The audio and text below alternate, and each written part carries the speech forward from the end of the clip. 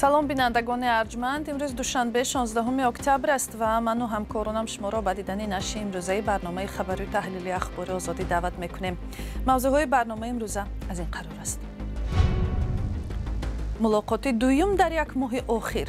тоҷикистону қирғизистон муайянсозии қисматҳои боқимондаи сарҳадро баррасӣ ва аз кори гурӯҳҳои маконнигорӣ изҳори қаноатмандӣ намуданд.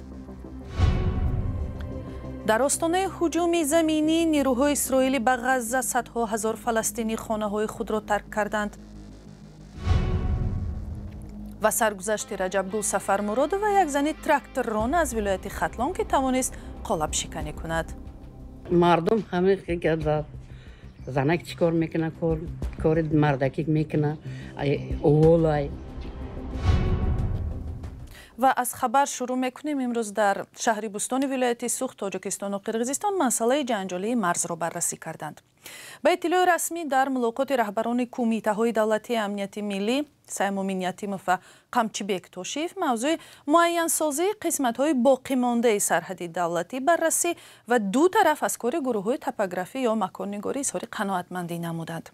ҷузъиёти бештар дода намешавад. дар моҳи октябр ин бори дуюм аст ки раҳбарони комиссияҳои аломатгузории марзи Тоҷикистону Қирғизистон во мехӯранд. аз тақрибан 1000 километр сарҳади Тоҷикистону Қирғизистон беш аз 300 километри он нишонагузорӣ нашудааст. баҳс ҳам бар сари обу чарогоҳ ва заминҳоест ки ду тараф худро соҳиби он меҳисобанд. дар остонаи ҳуҷуми заминӣ нирӯҳои исроилӣ ба ғазза садҳо ҳазор фаластинӣ аз хонаҳои худ фирор карданд. амалиёти Исроил бо ҳадафи нобуд кардани Ҳамос анҷом мешавад ки ҳафтаи гузашта бо ҳамла ба ҷануби Исроил бештар аз 1500 нафарро кушт. аксар сохторҳои низомии Ҳамос дар шаҳр ҷойгир ҳастанд ва эҳтимолан амалиёти заминӣ кӯча ба кӯча боиси хисороти бештар мешавад. Зарангези Наврӯзшоҳ гузориш медиҳад. Муҳаммад Лаҳам назди Фулан набираи 4 солааш дар шифохонае дар Ғазза нишастааст. мегӯяд дар ҳамлаи ҳавоии Исроил ба хонаи онҳо 14 нафар аз ҷумла волидайн, хоҳару бародари Фула ва дигар аъзои оила кушта шуданд. худо ӯрову захмҳои тамоми мусулмононро шифо бахшад. он гуна ки мебинед гап намезанад, мехобаду дору мегирад. дар дасташ гаҷ бастанд, дар пояш оҳан гузоштанд.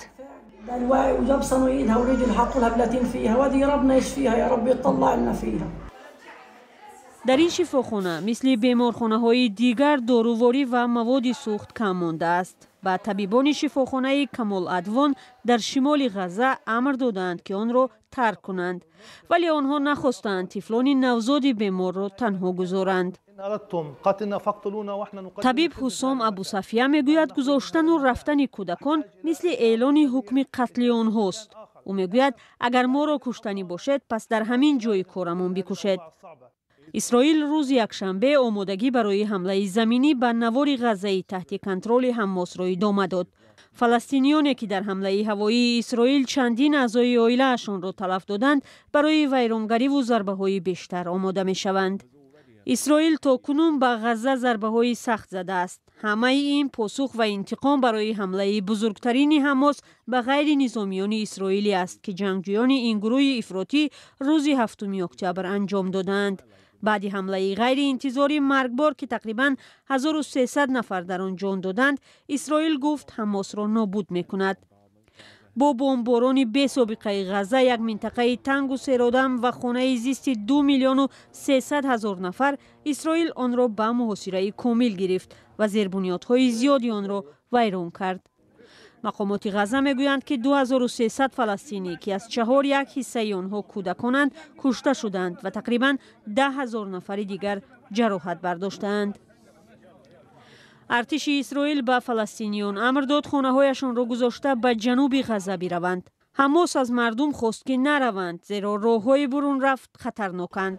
айни замон сокинони шаҳри Сдерот дар ҷануби Исроил ҳам аз тарси мушакборони Ҳамос ки ҳамчунон идома дорад ба дигар маҳаллаҳои амн кӯч мебанданд. در غرب افغانستان در زلزله نو دست کم 1 نفر کشته و 150 تن دیگر زخمی شدند. زلزله نوبتی بعد آن رخ داد که در زمین جنبی بیش از 1 هفته پیش صدها نفر اساساً در شهر هرات و اطراف آن جان دادند. تکرار فلاکت مردم ولایت را به درد و رنج زیادتر گرفتار کرده است. آخرین تحولات در گزارش شهلای گلخواجه. ساکنان افغانستان دیگر باره مجروحان خود را به بیمارستان ها می آورند. در این کشور در طول بیش از 1 هفته اخیر دفعه سیوم می شود که زمین لرزه 6.3 درجه‌ای به عمل می آید. خدمات گیولوژی آمریکا می گوید مرکز جنبش زمین تقریباً 34 کیلومتر دورتر از مرکز ولایت هرات بود. مقامات از هلاکت چند نفر و زخمی شدن دست کم 150 کس خبر می دهند. ولی با گفته رهبری گروه امدادی برابر رسیدن نجات بخشان به منطقه آسیب دیده این رقم می تواند افزایش یابد. برخی ها در هرات که در پی زمین لرزه هفته گذشته هزاران نفر هلاک و بیناها ولنگار شد شب را در خیمه ها روز می کنند. آنها می گویند از بازگشتن به خانه هایشان ترس دارند زیرا خود را امن حس نمی کنند. از روزی که اولین زلزله شد ساعت 5 مدت 5-6 روز میشه که این خانواده هم آمدن به اینجا اسکان گزین شدن و چون که خانه ها از اینا اونقدر مقایم نیه از ترس زلزله اینا آمدن به اینجا سکونت گزیدن. سازمان ملل متحد میگوید از نیمه هفته گذشته انتقال کمک ها ادامه دارد ولی برای نیازمندان در افغانستان کافی نیست. این فلاکت بالای فلاکت است. در حال حاضر ما 15 میلیون نفری داریم که نمیدانند خوراک نوبتی آنها از کجا پیدا می شود. برنامه جهانی آذوقه با سبب کمبود زیادی مبلغ تنها 3 میلیون نفر را دستگیری کرده می تواند. ما از جامعه جهانی دعوت می کنیم که به مردم افغانستان کمک کنند، در همبستگی باشند و اینچنین برنامه جهانی آذوقه را دستگیری نمایند. با وجود کمبود مبلغ سازمان ملل متحد گفت که میتواند در هفته‌های آینده مسئله تقسیم مبلغ را بررسی کند. بخش بهداشتی افغانستان که اساساً از کمک‌های خارجی وابسته است پس از به سر قدرت رسیدن طالبان 2 سال به این طرف کساد شده است.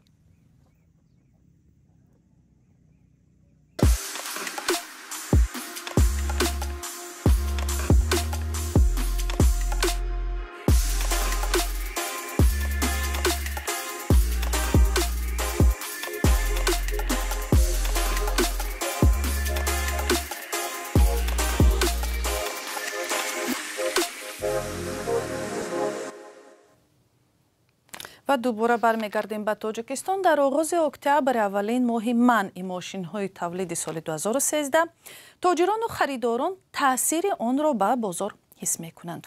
تاجران میگویند خریداران توان گرفتن ماشین‌های نو را ندارند ولی مشتریان ادعا دارند که قرار نو به طور صنعی نرخ نقلیات را بلند برده است. این وضع سبب شده است که سودا سست شود. فرزان محمدی از ماشین بازاری ولایت سوخت گزارش می‌دهد. نقلیات ها و خریداران بسیار ماشین بازار خوجند را گرم نکرده است. تاجر و ماشینگیر ساعت ها سودا میکنند ولی در تعیین نرخ به موافقه نمی رسند. حالدان ها میگن این وضع بعد سر و صدای قرار نو درباره منع ماشین های کهنه چنین شده است. 25 28 30 هزار بود. بعضی من تا 50 هزار 60 هزار میگن ماشین سال کنه 2000 پایان میشه. خریدار خیلی مشکلی سیرم این نرخ نوای حاضر با کورس مهاجرین خیلی من خودم راننده تاکسی هم اصلاش همه ولایت صوب تاکسی میزنم خیلی طوری نمیبیاد. تاجیکستان حالا هیچ نوعی از ماشین ها را استحصال نمی کند و اساساً ماشین های سبکرو و بارکشان دست دوم به مثل اوپل، مرسدس، لابو، پورتر، لادا و گازل از کشورهای اتحادیه اروپا، چین، کره، روسیه و آمریکا وارد کرده می شود. حکومت تاجیکستان 2 ماه قبل روز 2 آگوست قرار منع ورود ماشین های سال براریششان 2013 را صادر کرد که از 2 اکتبر تطبیق می شود. در شرح قبول این سند حکومت گفته شده است که هدف از این اقدام بهتر گردیدن صفت خدمترسانی، پیشگیری صدمه های نقلیاتی، حفظ محیط زیست و کاهش حجم پرتاب‌ها به هوا است. این قرار به گفته خریداران به طور صنعی نرخ ماشین ها را بالا برده است. منم یک نیت کرده ماشین کم مصرف من این مارکی متیس خریدار شده آمدم بسیار بلند نرخش. این ماشین ها یک چند سال پیش از این نرخشان 10-12 هزار بودن. حاضر همین ها 40,000-50,000 پرسی ایستادن. 4-5 مراتب بلند. تاجران اکثرا در این بابت در نزد دوربین گپ نمیزنند، ولی در صحبت‌های حضوری گفتند که بلند یا پست شدن نرخ این تقاضای بازار است و سبب‌های مختلف داشته می‌تواند. عبدالخالق شریفوف هرچند تاجر نیست ولی آوازه بلند رفتن نرخ ماشین او را وادار کرده است که نقلیات ساخت شورویش را به بازار آورد. همین سالش از این کهنه‌های براریشه بسیار طلباتش مل شدگی ایفتاسیان، چون این ماشین‌های زبچستش ارزان این هویه همین ها حاضر انچه طلباتش تیز برفت سازه همین ماشینا براریشش همین کهنه گیفتاسیان حاضر همینه. منم همین بگفتم خریدارش بسیار گفته منم برای آدم همین رسه همین بازار برد. هم فروشندگان و هم خریداران سستی بازار را به کاهش قرب روبل روسی در بازار پول پیوند می‌دانند، اما اکثر ساکنان نواحی دوردست کشور میگویند قبول قرار نو به نرخ ماشین‌های کهنه بی تاثیر نمیماند و نه همه امکان خریدن ماشین‌های نو را دارند. میگن که از ماشین قیمت شدگی، رستماش که قیمت شدگی. به اطلاع راهبر خدمات گمرک سالهای اخیر ده‌ها هزار ماشین‌های دست دوم از کشورهای اروپایی به تاجیکستان آورده شده است که بیشترشان خطرزا میباشند. بنا به خبر اداره گمرک در 6 ماه سال جاری به تاجیکستان بیش از 36800 ماشین سبکرو وارد شده است. باز هم درباره ماشین ولی بیشتر درباره راننده‌اش. در جنوب تاجیکستان یک زن ترکمن‌تبار با نام خاله تراکتورچی شهرت زیاد داشته است. رجبگل سفرمرادووا که یکی از کمشمرترین زنهای راننده تراکتور بود میگوید برای اجرای این کارش که آن را دوست می‌دارد حتی با طعنه و ملامت مردم هم روبرو شده است. رادیوی آزادی به سراغ رجبگل سفرمرادووا 72 ساله رفت که هنوز هم از کارش دست نکشیده است. شناس شوید رجبگل سفرمرادووا این زن ترکمن‌تبار را ساکنان ناحیه ناصری خسرو بین خود خاله تراکتورچی می‌نامند. زن 72 ساله با تجربه بیش از 40 ساله سوار تراکتور شده در شدگار و آماده سازی زمین برای کشت به فرزندانش کمک می‌کند. 28 کار کردگیم، کلتیواسی ده، پختچینی ده، 54 تراکتور بود گوسنیشنه. همه ده کار کردگیم، دور شپک ده کار کردگیم. حاضر ایده کمتر کار میکنیم و بچه ها میآید یاردم میکنه، خودم هم یاردم میکنیم. همین زمین های خودمان ده کار میکنیم. حالا زمین را برای کشت گندم آماده میکند و باید به پسرش کمک کند.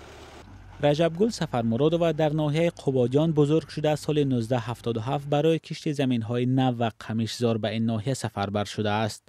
خاله تراکتورچی میگوید که رانندگی در گرمای طاقت فرسای ناحیه سرحدی دشوار نبود ولی مناسبت مردم در سالهای پیش در ذهنش مانده است. مردم همه که زنک چیکار میکنه کار مردکی میکنه اولای خر خیلی گپ زدن لیکن یک قشلاق سنگ برون کرده مرا قشلاق خیاط میگفتیم همینجا در زنکو شرمنده بیناموس گفته خیلی گپ زده لیکن هم طاقت کرده کار کرده گشتیم. حالا از کشاورزان نامدار در جنوب تاجیکستان است و به زنان کشاورزی منطقه شیوه کار را می‌آموزد و از جانب سازمان‌های جمعیتی قدرشناسی شده است. کارش را همچون نمونه برای دیگران مثال می‌آورند. کار کنی آسان لیکن سوزشوار قیمت دارو پر قیمت برای همین کمتر عذاب میکشیم. گرفتگی چیزی گرفتگی تو گرفته نمیتونی حاصل کم میشه دارو نباشه نمیشه سوزشواری نباشه نمیشه ایورا گرفتن در کار این سوم بسیار در کار. با وجود مشکل در عرصه کشاورزی که او را به تشویش آورده است تلاش دارد مساحت زمینش را بیشتر کند. رجبگل با تجربه غنی اندوخته‌اش تکیه نموده باوری کامل دارد که میتواند دشواری ها را پس سر کند. و بینندگان عزیز در همین جا وقتی برای برنامه جدا شده به آخر میرسد. من نداریم که تا این لحظه ها با ما بودید.